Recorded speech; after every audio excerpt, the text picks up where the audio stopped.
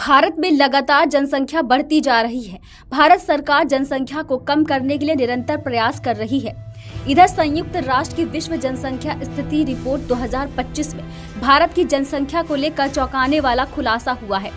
इस रिपोर्ट में कहा गया है कि भारत की जनसंख्या के भीतर एक बहुत बड़ा बदलाव देखा गया है, जिसमें बताया गया है कि देश के कुल लोगों की जनसंख्या तो बढ़ रही, लेकिन देश की प्रजनन दर घटकर 1.9 रह गई है, जो प्रतिस्थापन दर 2.1 से कम है। ये आंकड़े देश के लिए बेहद ही डराने वाले हैं। भारत में प्रतिस्थापन लगातार जारी है, जिससे प्रतिस्थापन स्तर काफी नीचे गिर गया है। यहाँ प्रतिस्थापन स्तर का मतलब है कि देश से जितने लोग जा रहे हैं, उतने लोग देश के अंदर पैदा नहीं हो रहे।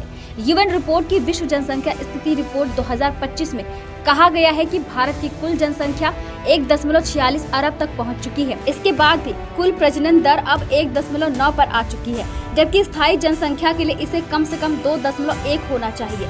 यानी देश में प्रतिस्थापन के जरिए जनसंख्या में बदलाव हो रहा है। महिलाएं कम बच्चे पैदा कर रही हैं। इस कारण एक पीढ़ी से दूसरी पीढ़ी तक आबादी स्थिर नहीं है, बल्कि असंतुलित हो चुकी है। संयुक्त राष्ट्र जनसंख्या कोष की रिपोर्ट में ये भी कहा गया कि भारत में वास्तविक प्रजनन संकट गहरा रहा है। भारत में ज्यादातर लोग बच्चे पैदा करने में सक्षम नहीं हो पा रहे हैं, या तो वे जितने बच्चे पैदा करना चाहते हैं उस लक्ष्य को नहीं पा पा रहे हैं, या फिर बच्चा पैदा करने में महिलाओं को दिक्कतें आ रही हैं।